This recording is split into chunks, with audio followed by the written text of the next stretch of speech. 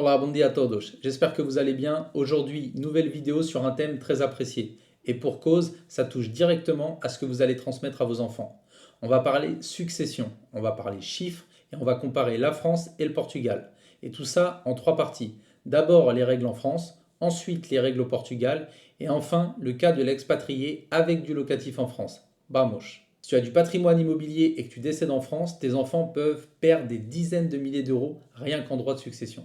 Si tu vis au Portugal avec des biens locatifs en France, la situation change complètement. Dans cette vidéo, je t'explique les règles, je te donne des chiffres concrets et on termine sur un cas réel. Un expatrié au Portugal avec 2 appartements en location à Orléans.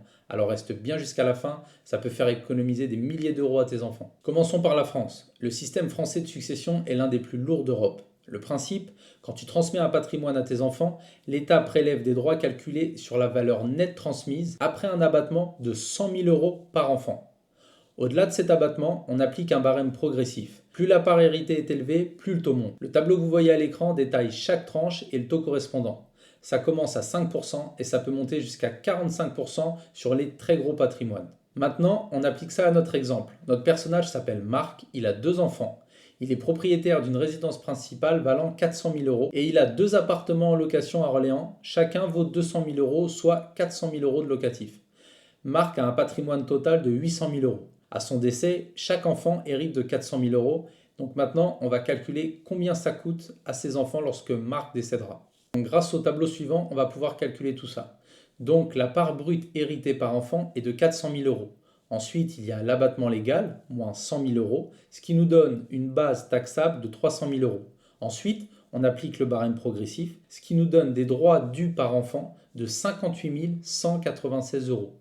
On multiplie cette somme par 2 car il y a 2 enfants, ce qui fait un total de 116 392 euros. 116 000 euros, c'est ce que les enfants de Marc doivent sortir de leur poche pour hériter d'un patrimoine que leur père a mis toute sa vie à constituer. Et ça, c'est avant même de parler de la plus-value s'ils revendent un jour. Important à noter, ces droits sont dus que les héritiers gardent les biens qu'ils les vendent.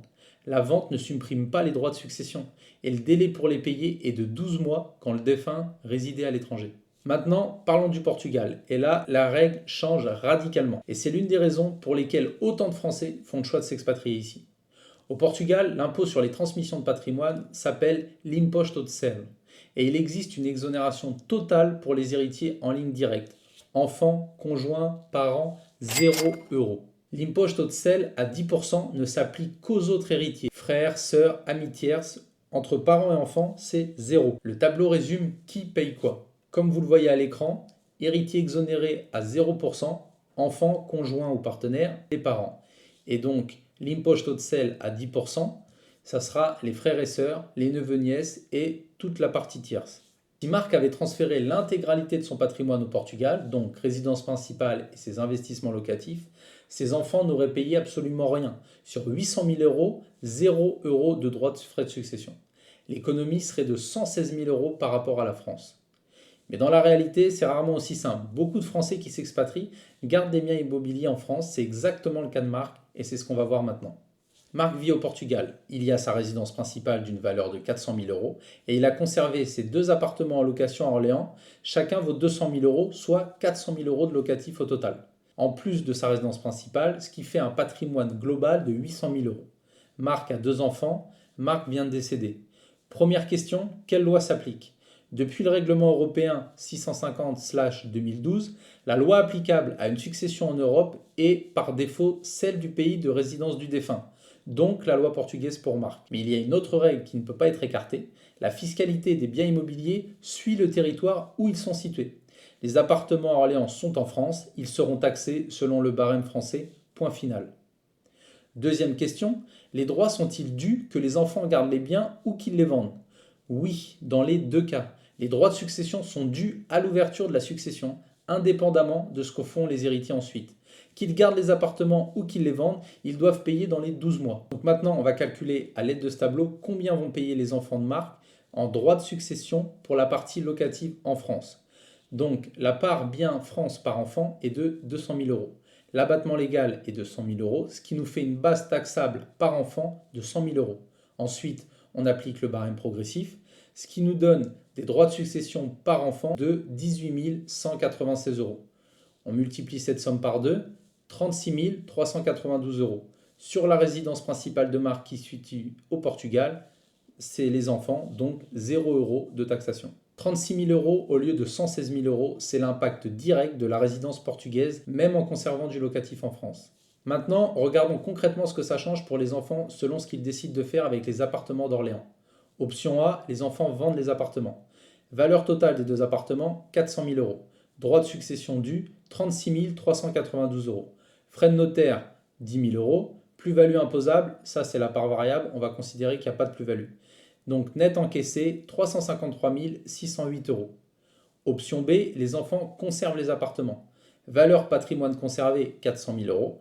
Droit de succession, 36 392 euros. Délai de paiement, 12 mois maximum, avec un étalement possible jusqu'à 5 ans. Patrimoine net conservé, 400 000 euros. Le point essentiel à retenir, c'est que les droits de succession, on les paye dans tous les cas. Ce n'est pas la vente du bien qui déclenche les droits, c'est le décès. Par contre, si les enfants n'ont pas les liquidités disponibles, l'administration fiscale française permet un étalement sur 5 ans avec intérêt. C'est quand même une option à envisager. Pour finir, l'image complète, même chiffre, même marque, même patrimoine de 800 000 euros, 2 enfants, mais 3 situations différentes. Option A, résident en France, 800 000 euros de patrimoine global, 116 392 euros de droits de succession. Option B, expatrié au Portugal avec du locatif en France, 36 392 euros de frais de succession. Et la dernière, qui est la meilleure, expatrié au Portugal avec du locatif au Portugal, 800 000 euros de patrimoine global, 0 euros de frais de succession pour les enfants de Marc. Voilà ce que je voulais vous montrer aujourd'hui. En France, sur 800 000 euros de patrimoine, vos enfants payent 116 000 euros. Au Portugal, si les biens sont portugais, c'est 0.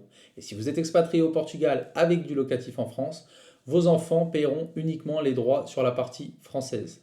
Ce qu'il faut retenir, ces droits sont dus dans tous les cas que vos enfants vendent ou conservent les biens.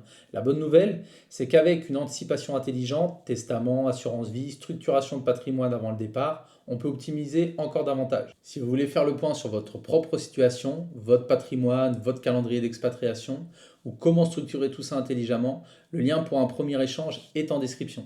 Et si cette vidéo vous a apporté de la valeur, alors n'hésitez pas à la partager, pensez à liker et abonnez-vous pour plus d'informations sur l'expatriation au Portugal. Até já!